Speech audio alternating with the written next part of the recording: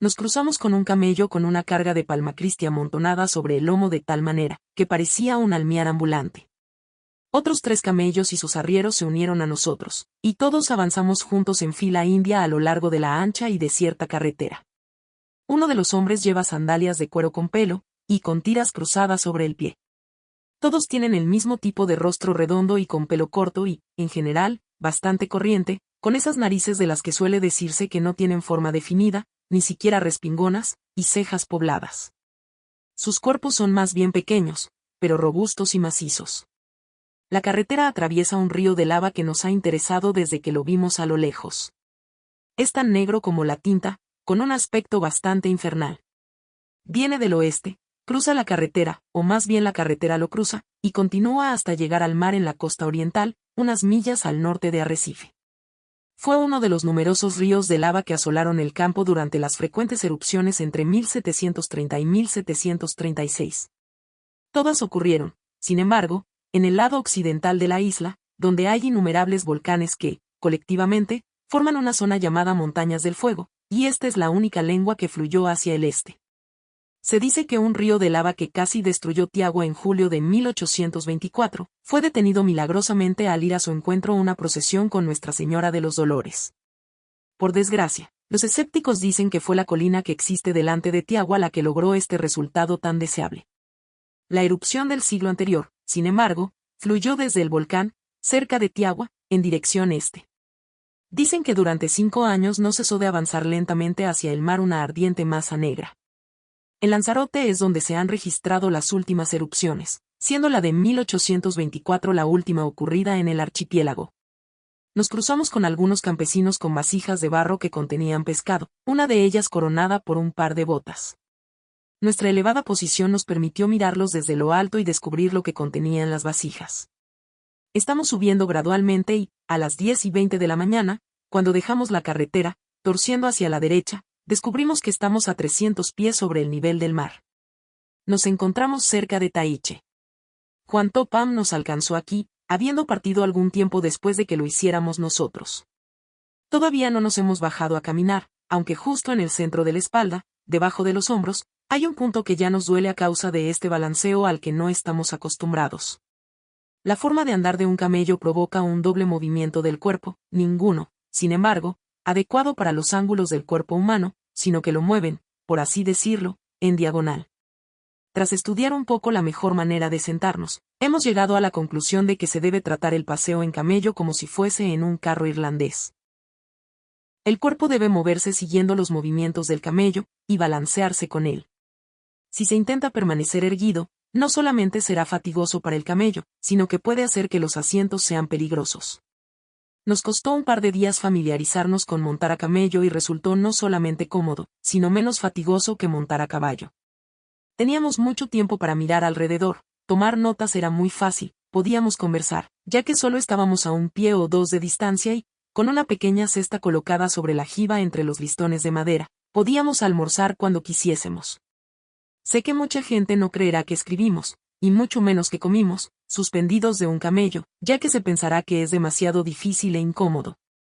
Nosotros, sin embargo, realmente disfrutamos de nuestro paseo a camello y lo recordamos con placer. Un ronzal de cuerda alrededor del cuello del camello es lo único que lleva para guiarlo y una grupeta de cuerda para impedir que la montura se deslice hacia adelante constituye todo el arnés, a menos que se quiera incluir como parte una campanilla pendiente de su cuello y que produce un suave tintineo. La tierra alrededor de Taiche está más o menos cultivada. Hay una zona que parece un ejido. Flores blancas y malvas cubren nuestro sendero y abundan por doquier. Taiche es un pueblo pequeño lleno de casas en ruinas. Lo atravesamos y, al otro extremo, encontramos casas mejores y laderas plantadas de cereales.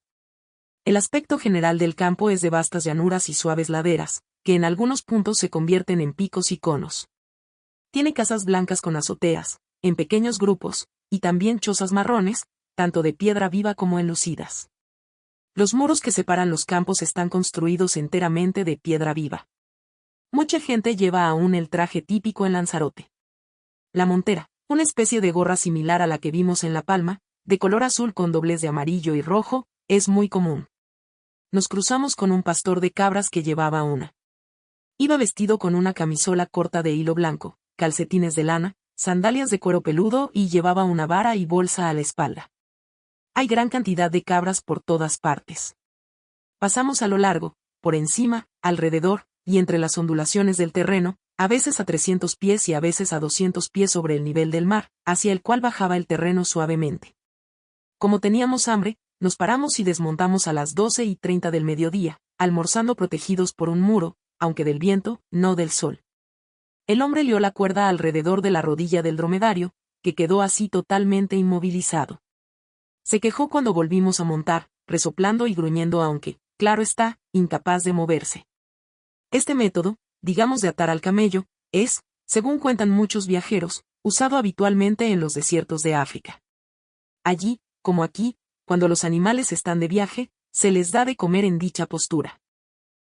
Las ondulaciones del terreno cesaron, al pasar por encima del último promontorio, el más alto, pudimos ver Guatiza debajo de nosotros, a donde llegamos muy pronto. El pueblo está situado en un llano entre montañas, las de la izquierda peladas y de un color gris pizarra. El suelo, que fue de escoria amarilla, estaba ahora cubierto por una capa de picón gris.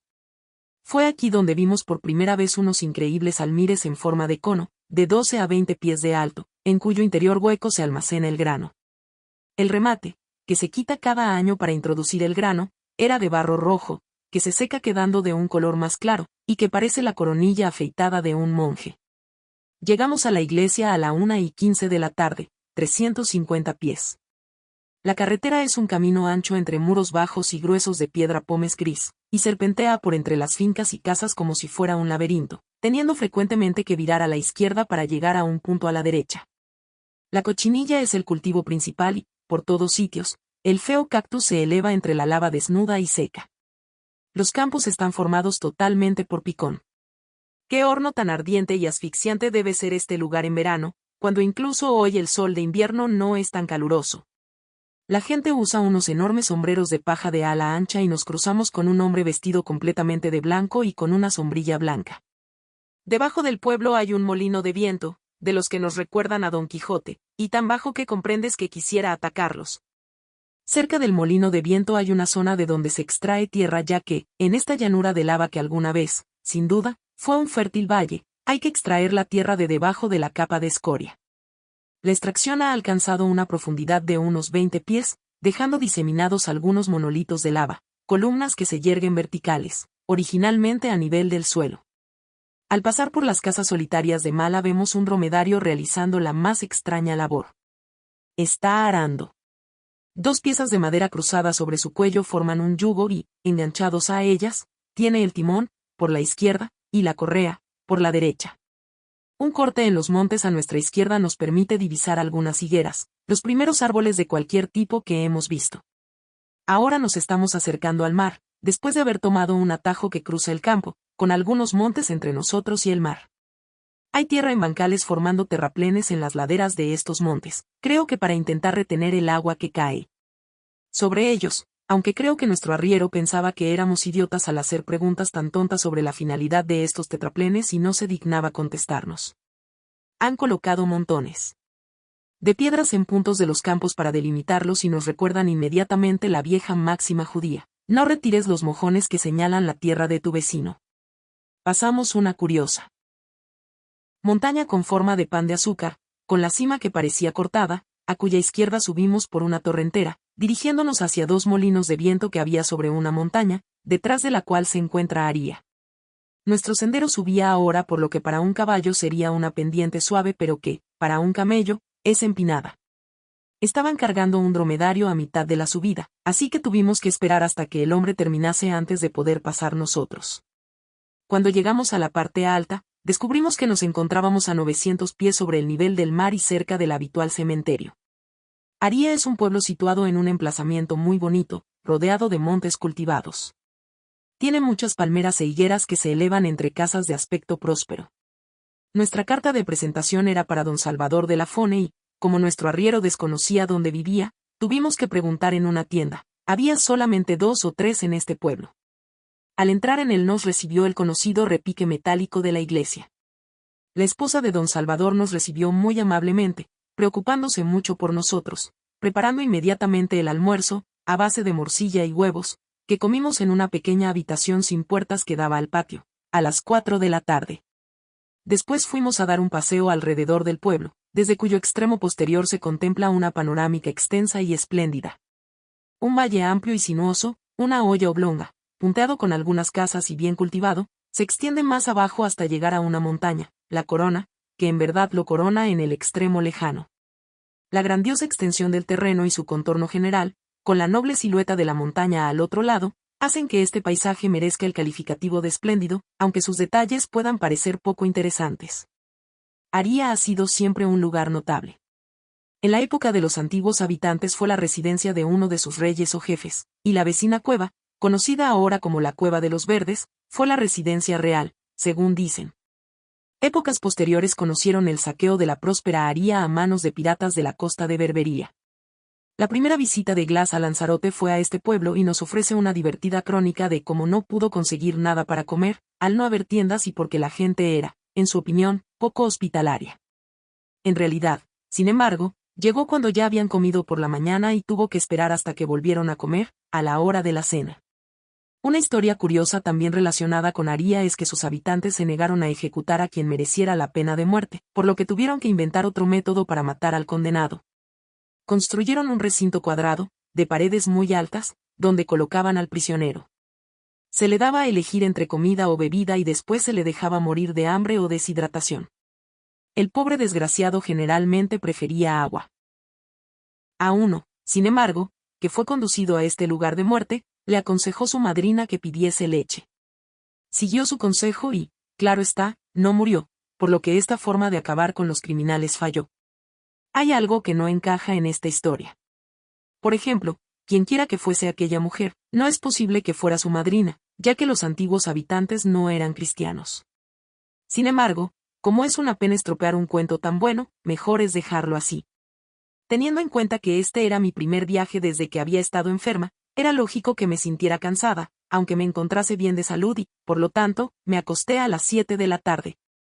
Antes de hacerlo, pedí una palangana con agua y aquella buena gente me preguntó si la quería en el comedor. Logré que la colocaran en el dormitorio sobre una silla, aunque me costó un poco convencerlos. Nuestra habitación estaba en el piso bajo, era grande y me da la impresión de que nuestros anfitriones la habían dejado libre para nosotros. Viernes, 25 de enero. Hace bastante fresco aquí arriba en las colinas y, a las 8 de la mañana, descubrimos que la temperatura era de 57 grados Fahrenheit, 14 grados centígrados. Nos levantamos a las 7:30 y nos llevaron a desayunar a otra casa, cuyo dueño era un pobre hombre con una sola pierna. Fue casi el personaje más increíble que conocimos en nuestros viajes. Su esposa cocinaba y él ponía la mesa y la atendía.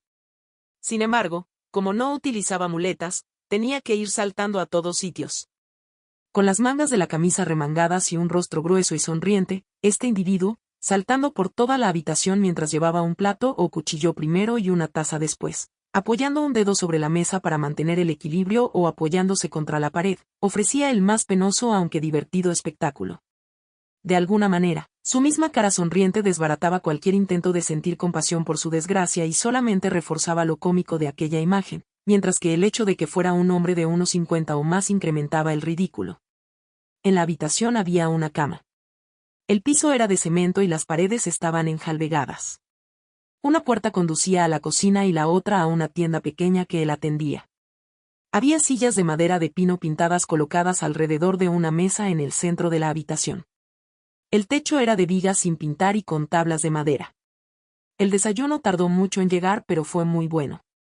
Nos sirvieron una de esas tortillas sustanciosas, que nunca deben despreciarse, de jamón picado con patatas, además de otras cosas. Nuestros tenedores, de acero, estaban, por desgracia, muy sucios y, sin que se dieran cuenta, los limpiamos entre entrada y salida de nuestro camarero saltarín. Sacamos un poco de nuestro té y pedimos un poco de agua hirviendo, insistiendo en que estuviera hirviendo. La hirvieron en una cacerola y preparamos el té en la base de una cafetera. Deseábamos, y era nuestra intención, ir hoy a la Cueva de los Verdes y a El Risco, dormir en Aría de nuevo esta noche y regresar a Arrecife, por otra ruta, mañana. Así que partimos hacia la cueva a las 10:10 de la mañana. Cuando nuestra anfitriona, de la casa donde dormimos, Vio que solamente teníamos unas mantas sobre el asiento del camello, se quedó horrorizada y, tras entrar corriendo en la casa, sacó 2 almohadas que nos sirvieron de cómodos asientos. Salimos de Aría por otra brecha en las montañas que la rodean, diferente a la que atravesamos para entrar, y nos dirigimos hacia el mar. Formábamos una expedición bastante grande, ya que don Salvador, muy amablemente nos acompañó montado en un burro, además de un guía para la cueva, cuya entrada era difícil de descubrir. Venía también Juan Topam, en su caballo, nuestro camello, con nosotros, y el arriero. Don Salvador llevaba una escopeta de cañón largo colgada al hombro, un cinto con pólvora y perdigones a la cintura, y iba acompañado por un perro. Silvestre, nuestro guía, un hombre alto, ofrecía una imagen impresionante, con una linterna en una mano, su pértiga en la otra, una cuerda enrollada alrededor de los hombros y calzado con sandalias. El burro no hacía más que rebuznar y el caballo estaba inquieto. El camello, como era el más lento de todos, marcaba el paso, avanzando al frente de la comitiva de forma majestuosa y balanceante. Cuando nos alejamos de Aría empieza a hacer más calor y el termómetro marca 68 grados Fahrenheit, 20 grados centígrados, a la sombra. Estamos descendiendo y también atravesando terreno volcánico, y las paredes de lava reflejan el calor. El terreno es escarpado y solo crece en él el cactus de la cochinilla, separados por muros bajos de lava y algunos montones de lava apilados en varios puntos al despejar el suelo. El perro, que deambulaba por todas partes, aulló de vez en cuando al pisar alguna espina de Cristo. Nuestro camello paraba, una y otra vez, a mordisquear el cactus, el único animal que conozco que come aquellas pencas tan duras y gruesas. Poco después pasamos por una enorme extensión de rocas lisas, que están por doquier partidas en trozos y entre las que crece sobre todo el cardón, aunque cualquier hueco y grieta donde haya un poco de tierra está cubierto de flores y hierbas pequeñas. Incluso sobre esta superficie rocosa y desnuda nos movemos silenciosamente. El camello es siempre silencioso, ya que camina sobre pezuñas que poseen almohadillas bastante gruesas, pero el caballo y el burro no llevan herraduras y los hombres, que calzan simples trozos de cuero doblados hacia arriba sobre los empeines y sujetos por delgadas tiras de cuero, a modo de sandalia, sin tacones ni clavos, también caminan silenciosamente. Avanzamos ahora por un sendero de picón que atraviesa una enorme extensión de grandes rocas de lava partidas, entremezcladas solo con gran cantidad de cardón y líquen gris que alivian la monotonía. Esto es un mal país y es muy difícil para caminar. No hay ni una sola pulgada de superficie que sea plana. Solo trozos desiguales y afilados de piedras totalmente fundidas y solidificadas. Abajo, a nuestra derecha, se encuentra el mar, a nuestra izquierda, la corona, cuyo contorno, visto desde aquí, es muy cerrado y partido. Forma el final de la cadena en el extremo norte de la isla y constituye un elemento espléndido y singular del paisaje. Eran las 11:45 de la mañana cuando llegamos a un agujero en el suelo que había encontrado Silvestre, nuestro guía, después de buscar durante un rato.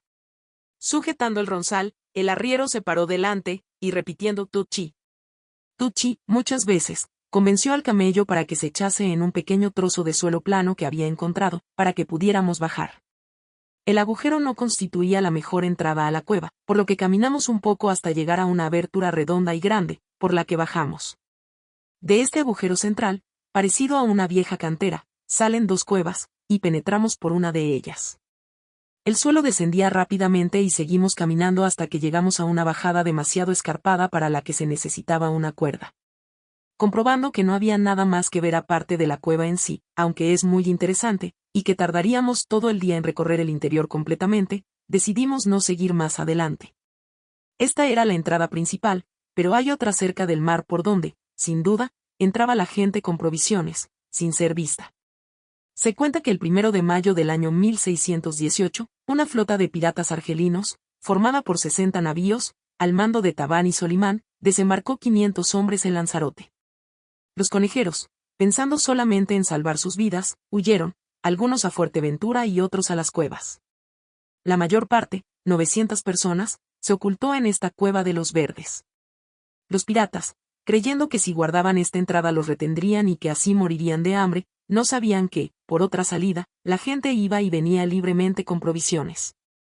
Sin embargo, uno de los hombres que realizaba esta misión fue capturado y, como lo amenazaron con ejecutarle inmediatamente, les mostró la otra entrada a la cueva, que los más cercaron, obligando a la pobre gente a rendirse.